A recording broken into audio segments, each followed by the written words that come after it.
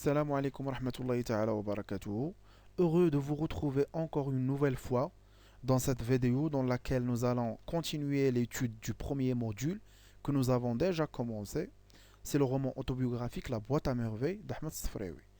Alors dans cette séance, nous allons faire une étude détaillée des trois premiers chapitres de La boîte à merveilles. Mais avant de commencer, on va faire un petit rappel concernant ce roman. La boîte à merveilles est un roman autobiographique de l'auteur marocain Ahmed Sfraoui, écrit en 1952 et publié en 1954, c'est-à-dire 2 ans après.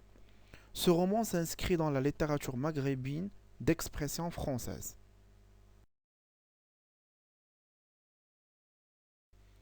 Alors, dans cette séance, on va découvrir les trois premiers chapitres de La boîte à merveilles. Commençons par le premier chapitre. Donc, on va présenter les idées principales de ce chapitre. Dans le chapitre 1, le narrateur nous a présenté Dar Chouafa et ses locataires. Alors Dar Chouafa, c'est une maison qui est basée essentiellement sur un rez-de-chaussée et 2 étages. Par la suite, on découvre le monde solitaire de l'enfant Sidi Mohamed, qui était un enfant particulier. Il était seul, il était différent des autres enfants de son âge. Ensuite, nous avons la description du rituel de musique de Gnawa organisé une fois par mois au rez-de-chaussée de Dachouafa par la voyante. Alors le narrateur Sidi Mohamed, il était attiré par ce genre de cérémonie. Donc il insiste sur la description de musique de Gnawa. Il a aussi parlé de l'odeur de bonjour.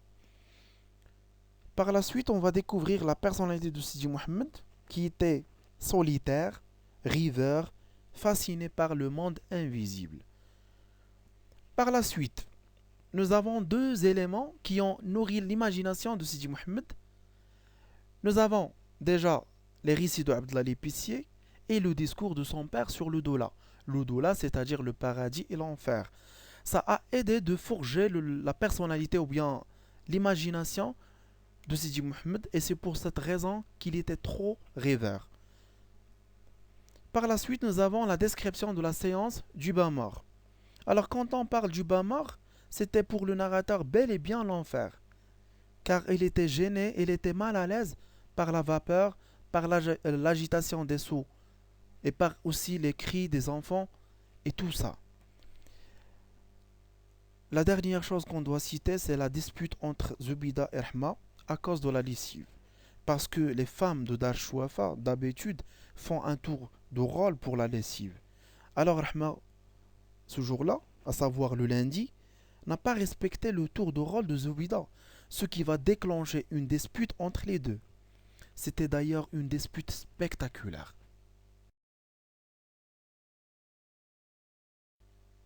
Passons au deuxième chapitre. Le mardi, un jour de récitation du Coran Omsid. On a clôturé le premier chapitre le lundi, maintenant on commence le deuxième chapitre par le mardi. C'est le jour de la récitation du Coran Omsid. C'était une journée néfaste pour les élèves du Msid, car ils doivent réciter les quelques chapitres du Coran qu'ils avaient appris. Ensuite, la visite au sanctuaire Sidi Ali Bouralb. Sidi Mohamed a passé toute la matinée au Msid. Dès son arrivée à Dar Chouafa, il a trouvé sa mère souffre d'une migraine. Cet après-midi-là, Aïcha va rendre visite à Lalla Zoubida et il lui a proposé d'aller tous les trois visiter le sanctuaire Sidi Ali Bouralb. Une fois chez Sidi Ali Bouralb, Sidi Mohamed se fait griffer par un matou dans la cour du sanctuaire ou bien de Zawiya. Il bénéficie d'un repos de 2 jours et demi. Vers la fin, le narrateur va faire une description du quotidien du père. Le père Malem Abdeslam, qui est un tisserand, il est d'origine montagnarde. Il était le premier qui se lève tôt le matin. Maintenant, on va entamer le troisième chapitre de la boîte à merveilles. L'achat de la lampe à pétrole par Fatma Bziouia. À l'époque, il n'y avait pas d'électricité. Quand on parle des années 1920, 1921, il n'y avait pas d'électricité. Il n'y a que des bougies. Et ici, pour la première fois, Fatma Bziouia va acheter une lampe à pétrole. Et bien sûr, il habite en face de Lalla Zoubida, qui a été prise par une curiosité. Il va poser la question à Fatma Bziouya sur la source de cet éclairage inaccoutumé. Et il va découvrir par la suite qu'il s'agit d'une lampe à pétrole. Par la suite, ça va être la jalousie de Zoubida. Automatiquement, Zoubida va demander à son mari de lui acheter une lampe à pétrole identique à celle de Fatma Bziouya. Et effectivement, le lendemain, Malem Abslam va envoyer une lampe à pétrole avec Driss le Teigneux. Par la suite, on va parler d'un événement qui a marqué ce chapitre. Il s'agit de la disparition de Zine Blafid Rahma en route vers un baptême.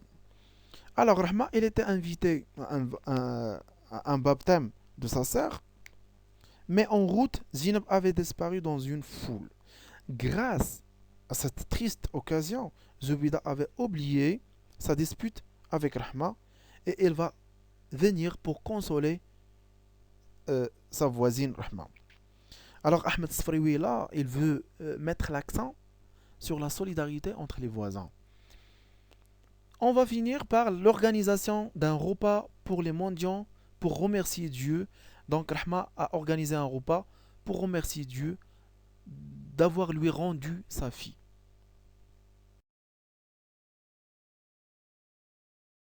Voilà, c'est tout pour cette vidéo. Les chapitres suivants vont être présentés dans les vidéos prochaines, Inch'Allah. Au revoir et à très bientôt.